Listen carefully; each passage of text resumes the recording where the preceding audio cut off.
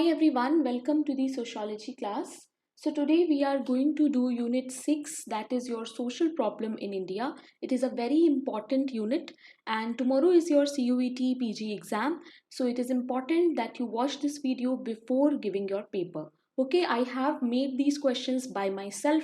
These are not any PYQ, not any questions taken from any mock. These are just framed by me. Okay, so in the series unit wise MCQ that we are doing, this is the last video, that is your unit 6. We have covered all the units of CUET PG. Okay, I am your educator Bharvi Bharadwaj and this is the Telegram channel that you must join because the compiled PDF of this entire series you will find on this Telegram only. So let us start, and you know what you have to do. You have to tell me in the comment section how much you have scored. We are going to do 30 questions and these are important questions for your exam. Okay. Question number 1. Which among the following is the correct feature of a social problem? ये जो options हैं इनमें से कौन सा correct feature है social problem का? All social problems are situations that have harmful consequences. सारे ही social problems के society पे कुछ harmful consequences होते हैं. All social problems are deviations from the ideal situation. जो भी ideal situation होनी चाहिए उससे हट के जो होता है उसे हम social problem कहते हैं. Social problem affect every individual of the society. सभी individuals को social problem affect करता है. All of the above. What would be the correct answer? The correct answer is D, that is all of the above. सारे ही features जो हैं वो सही हैं social problem के बारे में. Question number 2 is a definition. Now definitions are not very important but मैंने फिर भी add कर दिया है in case CUET पूछ लेता है. जो भी सबसे important है वो ही add किया है. ठीक है? Who defines social problem as a way of behavior that is regarded by a substantial part of society as being in violation of one or more generally accepted or approved norms. तो social problem क्या होता है वो भी यहाँ पे आपको पता चल गया है. जब हम अपने norm से हट जाते हैं, norms को violate कर देते हैं, तो उसे हम कहते हैं social problem. ठीक है? उस behavior से जो चीज़ होती है. Merton and Nisbet, Fuller and Mears, Carr, none of the above. किसकी famous definition है ये? The correct answer is A, that is Merton and Nisbet. Question number 3. Social problems cannot be due to what? Social factors, personal factors, cultural factors या फिर economic factors. Social problem किस वजह से नहीं होता है? The correct answer is B, that is personal factor. Personal factors की वजह से social problem नहीं arise हो सकती है, वो personal problems हो जाती हैं. Question number 4. According to Dash, the study of social problem requires a focus on the functions of patterns of behavior. A very important keyword. Belief and organization in the society. Such social dysfunctions arise because of a specific inadequacy of a part of the system for meeting functional requirement. Linton, Merton, Parsons, Spencer. किसने बोला होगा ये? The correct answer is B, that is Merton. Question number 5. According to Marx, some of the social problems in the capitalist society are what? Karl Marx के हिसाब से social problems क्या होंगी एक capitalist society में? Alienation, poverty, inequality, all of the above. The correct answer is D, that is all of the above. Question number 6.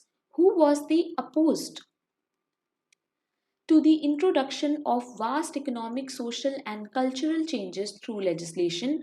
The society must change itself gradually by its own initiative and efforts.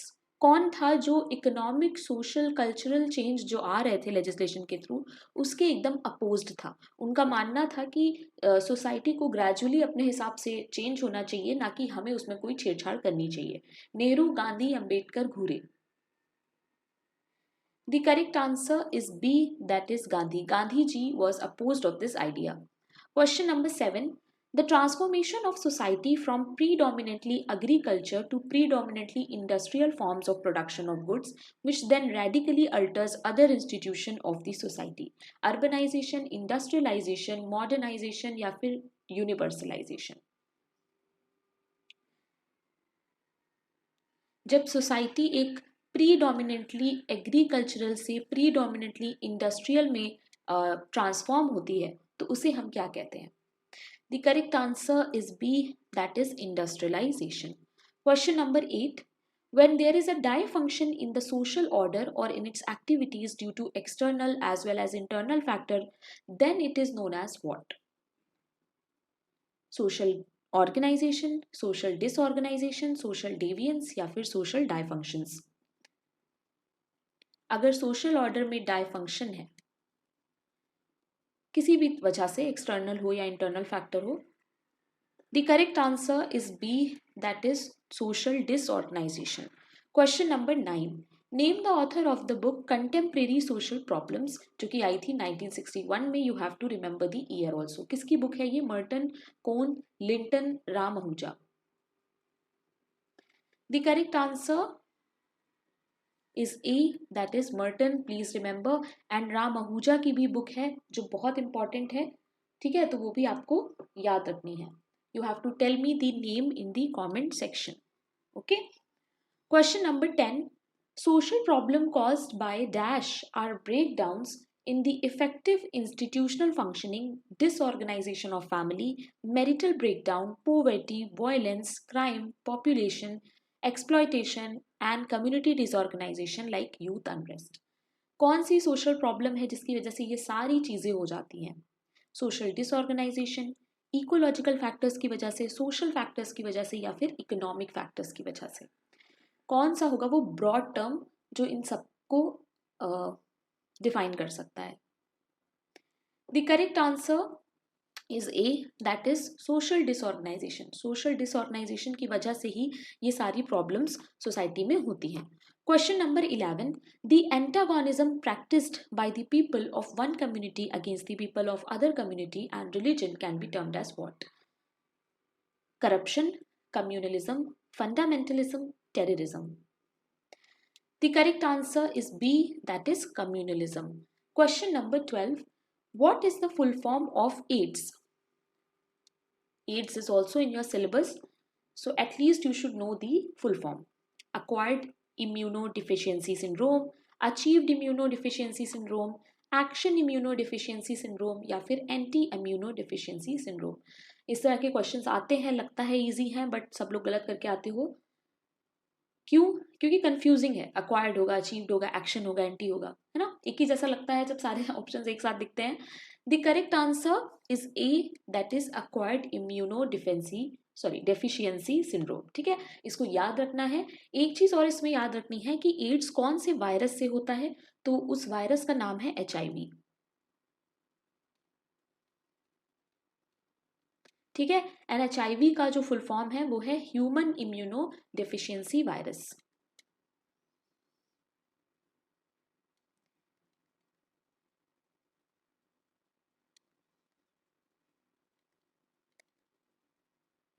Deficiency virus. ठीक है, इतनी चीजें आपको याद रखनी है. Ads का full form और वो किससे होता है, कौन सा वायरस है और उसका full form. Question number 13. Which is an apex Indian governmental body created in 1964? इनमें से कौन सी ऐसी गवर्नमेंटल बॉडी है जो 1964 में बनी थी? क्यों? ताकि गवर्नमेंट में जो करप्शन हो रहा है उसको एड्रेस किया जा सके. Central vigilance commission, central vigilance corruption, central virus commission, corruption vigilance commission. Very important question. The correct answer is A, that is Central Vigilance Commission. इसका ईयर भी याद रखना, that is 1964. Question number 14.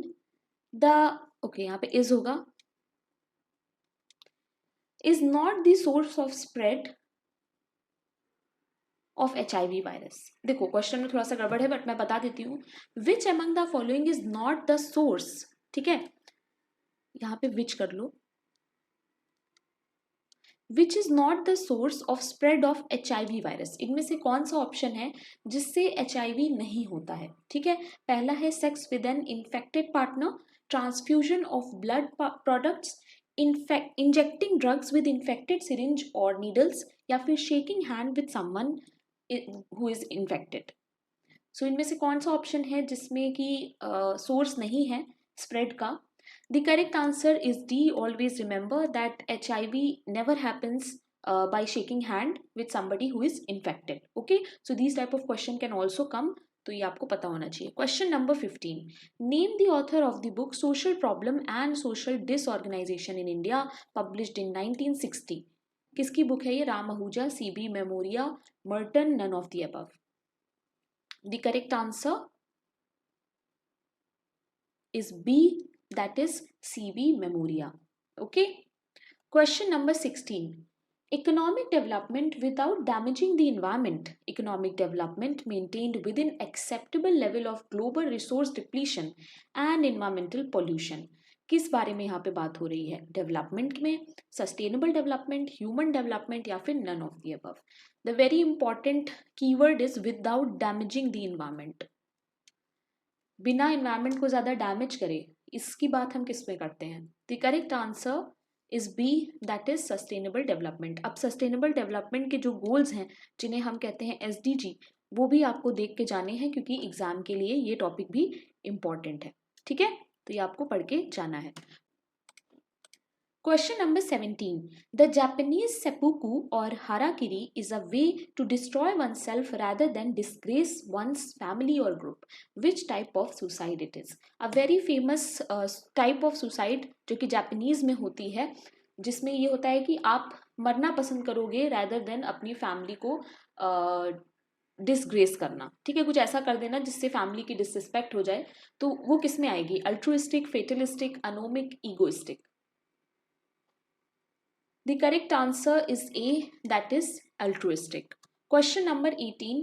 Who among the following is the incorrect feature of youth unrest?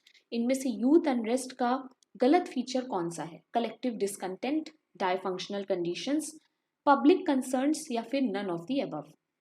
The correct answer is D, that is none of the above, and you have to remember that what is youth unrest?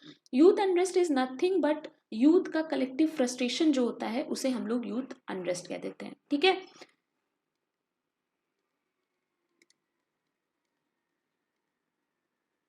Collective frustration, अब वो किसी भी वजह से हो सकता है। Okay, question number 19. In which year the Narcotic Drug and Psychotropic Substances Act came? कौन से ईयर में ये एक्ट आया था? ये एक्ट इम्पॉर्टेंट है और इस टॉपिक में, इस पूरे यूनिट में जितने भी इम्पॉर्टेंट एक्ट्स हैं उनके ईयर आपको याद रखने हैं। एक जीके की फाइल है जो टेलीग्राम पे पड़ी है, अगर नहीं उसे देखा है तो प्लीज़ देख लो, क्योंकि CUET ईयर वाले क्वेश्चंस पूछता है। ठीक है, 1982, 1983, 1984 या फिर 1985। The correct answer is D, that is 1985. Question number 20. The person who commits a crime because of the overwhelming pressures of an unusual situation in which he finds himself. Situational criminal, psychopathic criminal, professional criminal या फिर legalistic criminal. कौन सा criminal होगा इसमें जो एक situation के हिसाब से क्राइम कर देता है? वो एक ऐसी सिचुएशन में फंस जाता है जहां पे उसे वो क्राइम करना पड़ता है। The correct answer is A, that is situational crime. Question number 21. When was the first time that juvenile justice act came in India? ये बहुत बार चेंज हो चुका है एक्ट, बहुत अमेंडमेंट्स हुए हैं इसमें। सो पहली बार का आपको याद रखना है जो फर्स्ट टाइम आया था, 1986, 1989, 2000 या फिर 2015। The correct answer is A, that is 1986. Question number 22. Dash are any recognizable racial, religious or ethnic group in a community that suffers some disadvantages due to prejudice or discrimination? Majority, minority, SCs या फिर STs? What would be the correct answer? यहाँ पे किसकी बात हो रही है? जो रेशियल, रिलीजियस, एथनिक ग्रुप के होते हैं और वो कुछ ना कुछ प्रेजुडाइज या फिर डिस्क्रिमिनेशन फेस करते हैं सोसाइटी में। The correct answer is B, that is minority. Minority is a broad term, यहाँ पर SC ST नहीं होगा क्योंकि SC ST भी हमारे माइनॉरिटीज में ही आ जाते हैं कभी कभी। ठीक है, so minority will be the correct answer. Question 23. Who once described communalism as Indian version of fascism? Very very important question. Jawaharlal Nehru, Gandhi, Ambedkar, Ranajit Guha. किसने ये फेमस बात बोली थी? The correct answer is A, that is Jawaharlal Nehru. Question number 24. When was National Commission for Minority was founded in India? National Commission for Minority India में कब आया था? 17 मई 1993, 15 मई 1994, 18 मई 1998 या फिर 20 मई 1991? The correct answer is A, that is 17 May 1993. Question number 25. The office of the Special Officer for Linguistic Minority, commonly known as Commissioner for Linguistic Minority, was created in July 1947, 1957, 87 या 97? Office of Special Officer for Linguistic Minorities. ये भी important question है.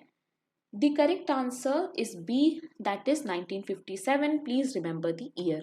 Question number 26. The National Commission for Backward Classes Act dash was enacted on the direction of Supreme Court. ये भी important है कि National Commission for Backward Classes Act जो है वो कब आया था? 1991, 1992, 1993 या फिर 1994? The correct answer is C, that is 1993. Question number 27. It was established in 1992 to monitor the legal, social and economic situation of women. Year यहाँ पर ऑलरेडी मेंशन है जो कि आपको याद रखना है. किसकी बात हो रही है यहाँ पे? वुमेन के सोशल, लीगल, इकोनॉमिक सिचुएशन को बेटर करने के लिए, मॉनिटर करने के लिए कौन सी ऑर्गेनाइजेशन बनाई गई थी? National commission for women, Niti Aayog, planning commission, women cell commission? The correct answer is A, that is National Commission for Women. Question number 28. The authority to perform a task or certain duties a person or group entrusted especially by government with such authority, corporation, commission, office, organization. क्या होगा इसका answer? The correct answer is B. Commissions बनाए जाते हैं government के द्वारा ताकि बहुत सारी जो चीज़ें हैं, टास्क हैं, उनको पूरा किया जा सके. ठीक है, और ये अथॉरिटी कमीशन बनाने की ज़्यादातर गवर्नमेंट के पास ही होती है. Question number 29.